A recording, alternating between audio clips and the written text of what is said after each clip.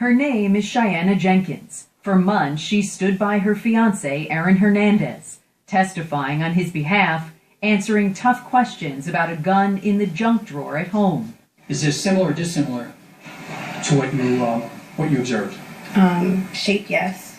Okay. Color? Yes. Size? I'm not sure. But while she was there to support him, her own sister was in court too, supporting the family of the man Hernandez is now convicted of killing.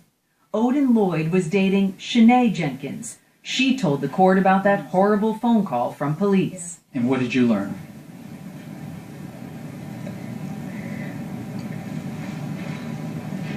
That Odin was dead. She also shared this about seeing Hernandez after the murder. He asked me if I was okay. Put his hand on my shoulder, kind of rubbed my shoulder, and told me he'd been through this death thing before. It'll get better with time. For months, the two sisters, once considered close, sat on opposite sides of the courtroom. Cheyenne sat behind her fiancé, next to Hernandez's mother. Shanae sat with Odin Lloyd's mother. Their now strained relationship hardly went unnoticed in court. Are you close as sisters? Have you been in the past, ma'am? I mean, we've estranged, kind of.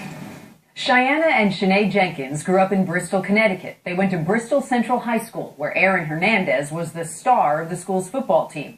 Cheyenne, who was Hernandez's high school sweetheart, ran track. Her younger sister Shanae was reportedly a good student, making the honor roll. The two sisters actually introduced Hernandez to Odin Lloyd after Shanae started dating him. The couples hung out together at Hernandez's house. Cheyenne testified the sisters would often go shopping, while the boys stayed in what they called the man cave, smoking marijuana. Those memories long gone by the time Shanae testified that Cheyenne had been acting strangely after the murder, getting a flurry of calls and text messages from Hernandez. Prosecutors pounced, suggesting that Cheyenne threw out a box of trash that also contained the murder weapon, which was never found. The defendant had called you and said it was important that you go down and get this box and get rid of it. Is that right? I believe so. You were also asked whether you had taken certain steps to cover or conceal or hide the box. Do you recall doing that? Yes. When the guilty verdict was read, the two sisters never made eye contact, both in tears for their own reasons. Cheyenne with Aaron Hernandez's mother, Shanae holding her head in her hand. So many lives and a sisterly bond ruined by a handful of bullets. It was the most unexpected of phone calls. Soy el padre Vero, mi Papa Francisco. A voicemail from the leader of the Roman Catholic Church himself. Alfredo Leuco, an Argentine journalist, wrote an open letter to Pope Francis. He didn't really expect the Pope would acknowledge the letter, much less call him on the phone to talk about it, but His Holiness called a second time and reached Leuco. We had a long conversation and touched many topics. I knew Pope Francis when he lived here. I was once honored by him as a journalist, and we talked about that. We talked about football, we talked about politics. He asked me not to speak publicly about 3 or 4 things, and I will respect that.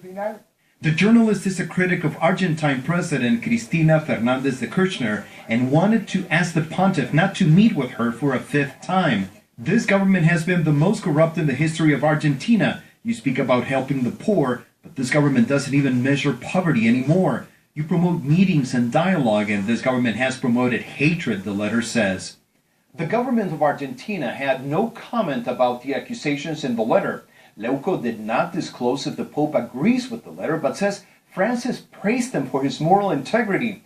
The journalist says the Pope had world affairs on his mind, including the meeting between Barack Obama and Raúl Castro, and his decision to publicly call the attack of Armenians by Turkey a genocide.